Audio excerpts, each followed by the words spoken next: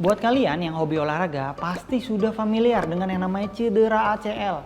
Seringkali dianggap sebagai cedera yang bisa menghentikan kita untuk aktivitas kembali. Padahal, dengan penanganan yang cepat dan tepat, risiko ACL bisa diminimalisir bahkan disembuhkan. Simak videonya sampai habis ya.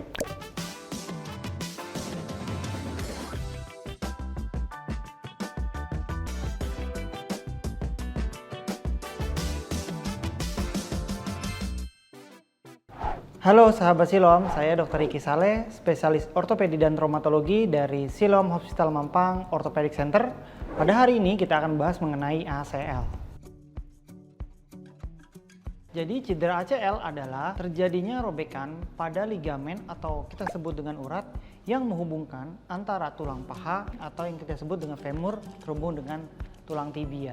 Robekan ini bisa terjadi secara total robek atau sebagian yang robek. Pasien biasanya mengalami keluhan nyeri sehingga mengalami keterbatasan dalam bergerak dan gangguan stabilitas pada lutut.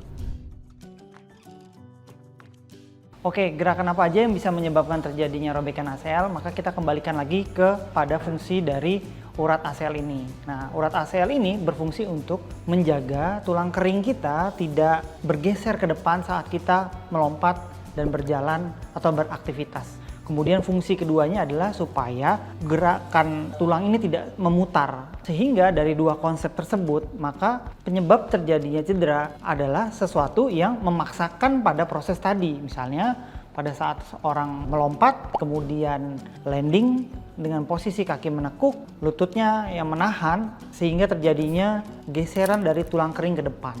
Kadang-kadang disertai dengan bergeser dan memutar.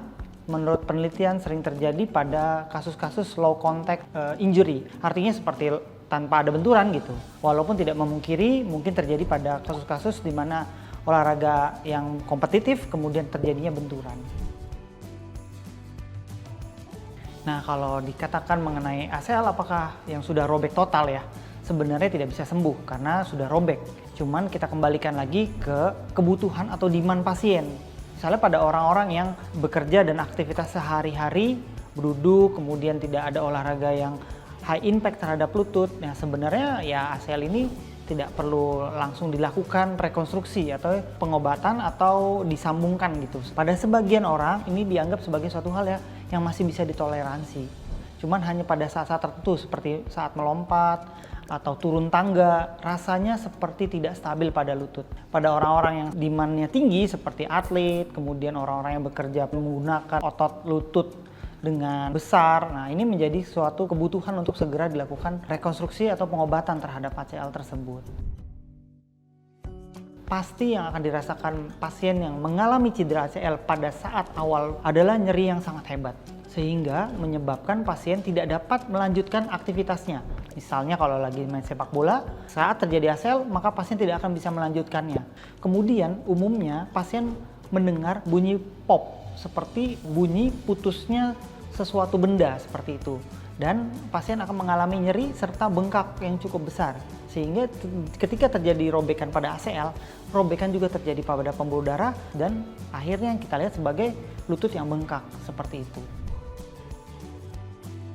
Ketika kita sudah tahu kita menghadapi cedera pada ACL kita, yang pasti jangan ke tukang urut. Yang kedua, kita bisa lakukan istirahat dengan kompres ice, kemudian dengan imobilisasi atau diistirahatkan dahulu. Teman-teman sahabat Silom yang datang untuk memeriksakan ACL, kita mengevaluasi kebutuhan teman-teman semua. Apakah teman-teman semua ini membutuhkan komponen lututnya sebegini-demikian besar sehingga sangat mengganggu sekali kualitas hidup teman-teman.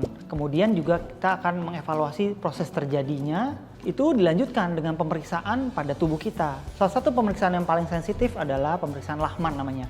Nah, sehingga di situ bisa kita lihat seberapa besar grade cedera pada robekan ACL.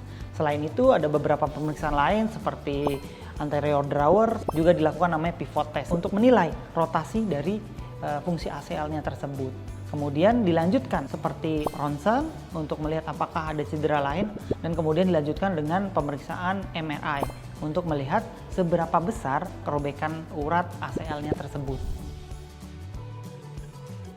Pertama adalah kita harus melakukan pemanasan yang baik.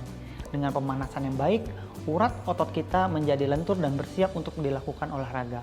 Kedua, kita lakukan penguatan dari otot-otot yang menopang dari lutut seperti otot paha depan atau kita sebut dengan quadriceps, otot paha belakang atau hamstring, otot betis, dan otot depan daerah tulang kering.